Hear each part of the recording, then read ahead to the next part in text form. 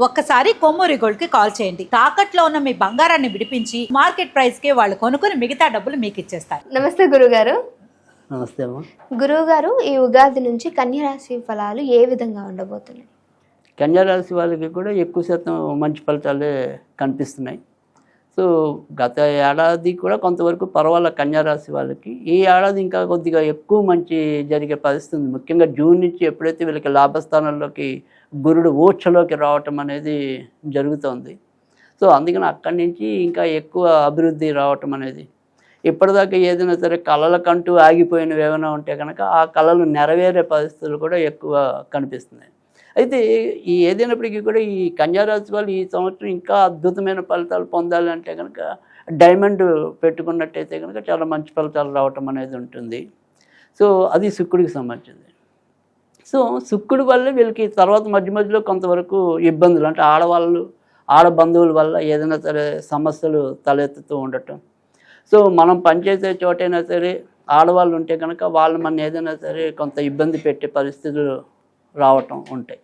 So అందుకని అలాంటి ఉపద్రవాల నుంచి బయటపడడానికి కూడా ఈ డైమండ్ పెట్టుకుంటే మంచి జరగటం అనేది ఉంటుంది. తర్వాత ఆర్థికంగా కూడా మరింత సానుకూలమైన ఫలితాలు రావడానికి కూడా ఈ డైమండ్ పెట్టుకోవటం వల్ల బాగుంటుంది. అయినప్పటికీ కూడా ఎప్పుడైతే ఈ జూన్ నుంచి గురుడు మారుతాడో వృత్తి ఉద్యోగాల్లో మంచి లాభం రావటం అనేది ఒకటి. తర్వాత పెళ్ళి కావాల్సిన వాళ్ళు ఎవరైనా పిల్లలు ఉంటే కనుక కన్యా రాశిలో ఖచ్చితంగా జూన్ తర్వాత నుంచి మనకి పప్పన్నం పెట్టే అవకాశాలు ఎక్కువ ఉంటాయి. సో అందుకని ఆ రకంగా కూడా మంచి జరగడానికి ఎక్కువ కనపడుతుంది మనకి జూన్ తర్వాత నుంచి.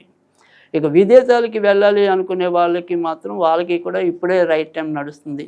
సో కనుక జూన్ లోపు అయితే ఇంకా ఎక్కువ బెటర్ ఛాన్సులు రావడానికి అవకాశం ఉంటాయి. తర్వాత స్థాన మార్పులు అనేవి మనకి జూన్ తర్వాత జరగడానికి ఉంటాయి వీళ్ళకి. ఇంకా విద్యార్థులు కూడా ఈ ఏడాది మంచిగా ముందుకెళ్ళడానికి అవకాశం ఉంది. సో ఒకే ఒక జాగ్రత్త ఏంటంటే కొద్దిగా ఏకాగ్రత, అంటే వీళ్ళు సాధారణంగా ఏవైతే కన్యా రాశి కానీ, మిథున రాశి కానీ, ధనుర్రాశి కానీ, మీన రాశి కానీ ఇవన్నీ కూడా కొద్దిగా చపల చిత్తం ఉంటాయి. అంటే వీళ్ళకి ఎప్పుడు కూడా రెండు రకాల ఆలోచనలు ఎక్కువ వస్తుంటాయి. ఒక దాని మీద కొద్దిగా ఫోకస్ తక్కువ ఉంటుంది. సో అందుకని ఆ రకమైన ఇబ్బంది దాన్ని కనుక వీళ్ళు అధిగమిస్తే కనుక చాలా చక్కటి మంచి ఫలితాలతో వీళ్ళు ముందుకు రావడానికి ఉంటుంది. అదొక్క జాగ్రత్త వీళ్ళు తీసుకున్నట్టయితే కనుక చాలా చక్కటి ఫలితాలు వస్తాయి. సో కన్యా రాశి వాళ్ళు ఇంకా మరింత మంచి పొందడానికి మనం డైమండ్ అనేది ఎలాగో చెప్పాము. అయితే డైమండ్కి మారుగా ఏంటంటే మామూలుగా మోనిసన్నైట్ అని ఉంటుంది, అంటే ఉపజాతి. సో అది మనం ఏదైనా సరే హారం రూపంలో వేసుకున్న, బ్రాస్లెట్ రూపంలో వేసుకున్నా, అలా వేసుకున్నా కూడా మంచి వాళ్ళకి. ఇప్పుడు డైమండ్ ప్రతి ఒక్కరికి కొంతమందికి ఏమంటాం బడ్జెట్. సో ఆ రకంగా కూడా మనం ఈ రకంగా మోనిసన్నైట్ వేసుకున్నప్పటికీ కూడా మంచి ఫలితాలు రావడానికి ఉంటాయి. ఓకే, ఈ రాశి వారు కెంపుని ఏ సమయంలో ధరించాలి, ఏ వేలుకి ధరించాలి అంటారు? రైట్, అంటే ఇక్కడ కెంపు కాదు, మళ్ళీ వజ్రం అనేది వీళ్ళు ధరించాలి. సో ఏదైనప్పటికీ కూడా కన్యా రాశి వాళ్ళు వజ్రం లేదా మోనిసన్నైట్ అనేది మనం చెప్పాం. సో ఇది ఎప్పుడైనా సరే శుక్రవారం నాడు పెట్టుకోవడం వల్ల చాలా మంచి ఫలితాలు వస్తాయి. లక్ష్మీదేవికి పూజ చేసి ధరించడం వల్ల కూడా ఇంకా మంచి పెరగటం అనేది ఉంటుంది.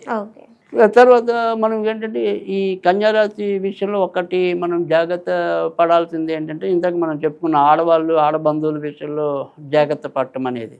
అయితే ఇక్కడ ఆడబంధువులు అనే విషయంలోకి వచ్చేప్పటికి ఏంటంటే, సరే పని చేసే చోట వాళ్ళు ఒకసారి మన ఇబ్బంది పెడతారు, ఇలాంటివి మనం ఎలాగో చెప్పుకున్నాం. కానీ సొంత బంధువుల్లో కూడా, అంటే చెల్లెళ్ళు అవ్వచ్చు, అక్కలు అవ్వచ్చు, లేదా భార్య తరపు అవ్వచ్చు, ఎవరైనా సరే అది ఇంటా బయట ఏ ఆడవాళ్ళు అయినప్పటికీ కూడా ఆడవాళ్ళ విషయంలో మనం మధ్యవర్తిత్వం చేయటం, అంటే మనం ఏమంటే హామీగా ఉండటం అనుకోండి, లేదా వాళ్ళ తరపున మనం వకాల్తా పుచ్చుకోవటం అనుకోండి, అవి మనకి ఈ ఏడాది కొంత వ్యతిరేక ఫలితాలు ఇస్తాయి. కనుక ఆడవాళ్ళ విషయంలో మనం ఏదైనా సరే 1-2 సార్లు ఆలోచించి నిర్ణయం తీసుకోవటం అనేది అవసరం. కానీ ఇలాంటి ఇబ్బందులు కొంతవరకు తగ్గించడం కోసం మనం వజ్రం చెబుతున్నాం. ఓకే గురుగారు, నమస్తే.